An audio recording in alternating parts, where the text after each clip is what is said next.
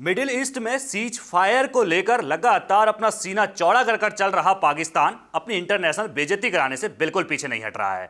कभी उसको Donald Trump धमका दे रहा है, कभी जेडी वेंस धमका रहा है, अब इजराइल ने धमकाया है। इजराइल ने ऐसा धमकाया कि भाई पाकिस्तान बैकफुट पर चला गया है। सीज फायर करवा पाएगा कि नहीं करवा पाएगा, इस पर सस्पेंस बरकरार है, क्योंकि 24 घंटे से कम समय बाकी है कि भाई बातचीत होने वाली है इसको लेकर। अब 24 घंटे से कम समय बाकी है, लेकिन ईरान की तरफ से भी अभी तक कोई इस्लामाबाद नहीं पहुंचा है।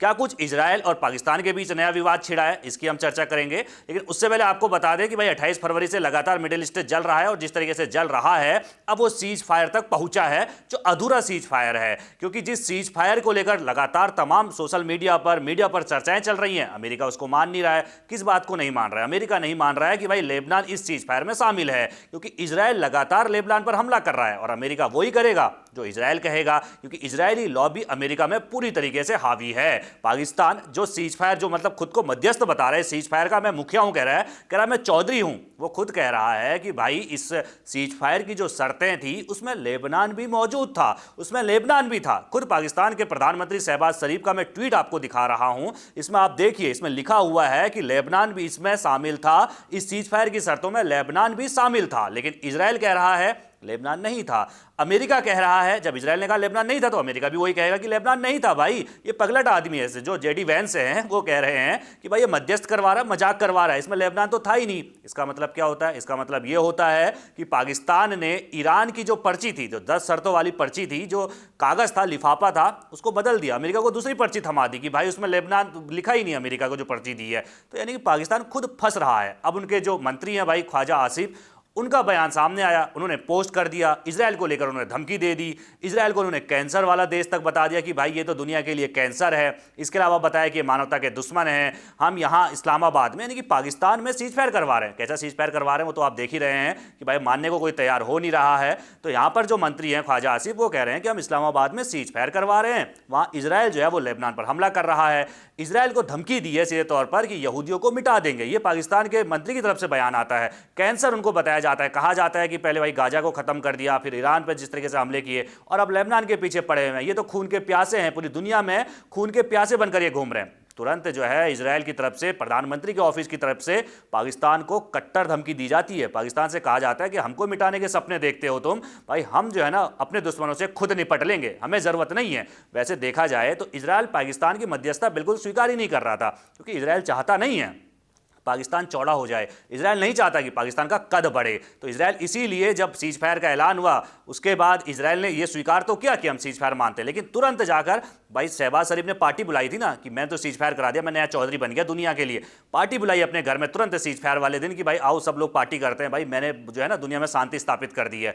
पार्टी शुरू हुई थी, इतने में बम का गोला, दिवाली जो है वो इजराइल मनाना शुरू कर चुका है और लेबनान पर उसने हमला कर दिया। 254 लोग मारे गए हैं, जो आधिकारिक आंकड़ा निकल कर आया है। लेबनान के अंदर 100 गोले एक साथ इजराइल ने गिराए और 254 लोग मारे गए, 1100 से ज्यादा लोग घायल हुए हैं। और अब ईरान ने उसके बाद हॉर्मुज का रास्ता फिर से बंद कर दिया है, क्योंकि ईरान कह रहा है कि इस पकलट पाकिस्तान को, ये जो पागल पाकिस्तान है, इसको हमने साफ लिख कर दिया था कि हमारी जो 10 शर्तें थी उसमें लेबनान भी शामिल था। वैसे हार इस पूरे युद्ध में डोनाल्ड ट्रंप की हुई है, इसमें कोई दो राह नहीं है, क्योंकि डोनाल्ड ट्रंप भी 9 मांगे तो मानने को तैयार हैं कि भाई ठीक है 9 मांगे तो सही है कि यही मांगे थी, लेकिन 10वीं मांग ये नहीं थी कि लेबनान को भाई इस सीज फायर से हमें बाहर करना है।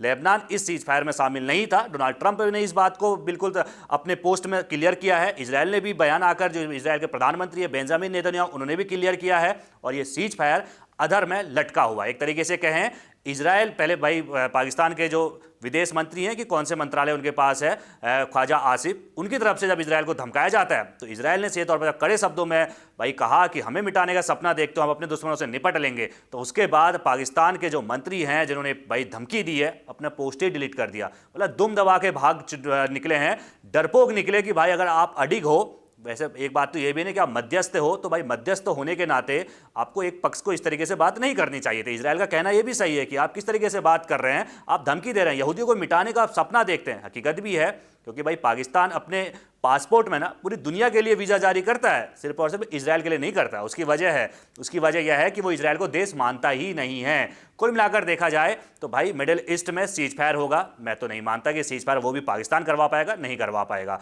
भारत की तरफ झुकाव जरूर बढ़ रहा है, किसका? इजराइल का भी, ईरान का भी। इसराइल के जो राजदूत भारत में है, यानी कि भारत के अंदर जो एम्बेसी है इसराइल की, वहां जो बैठे हुए राजदूत हैं, उनका बयान सामने आया। उन्होंने कहा पाकिस्तान भरोसे लायक आदमी नहीं है, हम पाकिस्तान पर भरोसा नहीं कर सकते हैं। ईरान के राजदूत जो भारत में है, उनका बयान भी सामने आया। उन्होंने कहा कि भाई भारत की बातचीत सबसे अच्छी होती है, भारत मध्यस्थता कराएगा तो बेहतर हो सकता है। यानी कि दोनों देश, ना ईरान मानेगा ना इसराइल मान रहा है पाकिस्तान की मध्यस्थता, बस डोनाल्ड ट्रंप अपना काम निकलवा रहे हैं। वो आपने देखा ना कि जो सीज फायर का पोस्ट किया था किसकी तरफ से, शहबाज शरीफ की तरफ से, उसमें क्या लिखा हुआ था, ड्राफ्ट में मैसेज रखा हुआ था, यानी कि किसी और ने लिख के दिया था। खूब बवाल मचा था। व्हाइट हाउस का बयान भी इसमें सामने आया। व्हाइट हाउस ने कहा जी हमने लिख के नहीं दिया था, हमने तो सिर्फ चेक किया था। कुल मिलाकर बात तो वही होगी ना कि भाई तुमने लिख कर दिया हो, यानी कि लिखवाया, फिर तुमने चेक किया कि सही है, कर दूं सर जी, हाँ कर दो। फिर उसके बाद शहबाज शरीफ ने कर दिया पोस्ट, वो जो उसके बाद खूब बवाल मचा उस पर कि भाई साहब ये भी तुम मतलब मध्यस्थता तो कर रहे हो, वो भी अमेरिका की कठपुतली बनकर कर रहे हो। हकीकत बात यही है, इसराइल भी इस बात को मानता है कि अमेरिका की कठपुतली बनकर ही पाकिस्तान यहाँ पर मध्यस्थ कर रहा है, मध्यस्थता कर रहा है। लेकिन इसराइल झुकने वाला नहीं है, क्योंकि इसराइल पाकिस्तान की मध्यस्थता को स्वीकार नहीं करेगा। अब देखना यह कुछ घंटों के बाद सीज फायर को लेकर बैठक होने वाली है इस्लामाबाद में। लॉकडाउन जैसे हालात हो गए हैं, पूरी छावनी में तब्दील हो चुका है। भाई कौन कौन से जोन ना जाने पाकिस्तान ने बना दिए। डर इतना है ना, खुद आतंकिस्तान है, पता चले एक बम उनके ऊपर ही गिर गया, हो गया सारा काम तमाम। जो ज़्यादा चौधरी बन रहा था भीगी बिल्ली बनते हुए नजर आएगा, डोनाल्ड ट्रंप पर दौड़ा दौड़ा कर मारेगा। तो यही डर है, इसलिए इस्लामाबाद में जो है लॉकडाउन लगा हुआ है। और भाई अमेरिका से भी जो है वो प्रतिनिधि आने वाले हैं, ईरान से भी आने वाले हैं, इसराइल से भी आने वाले हैं। देखना होगा बात होती है या नहीं होती है, या फिर यूं ही जो है ये लड़ाई जारी रहती है। आप किस तरीके देखते हैं पूरी रिपोर्ट को, अपनी रेकमेंड में रखना बिल्कुल ना भूलिएगा। सभी खबरों को पहले पाने के लिए बेल आइकन दबाना बिल्कुल ना भूलिएगा।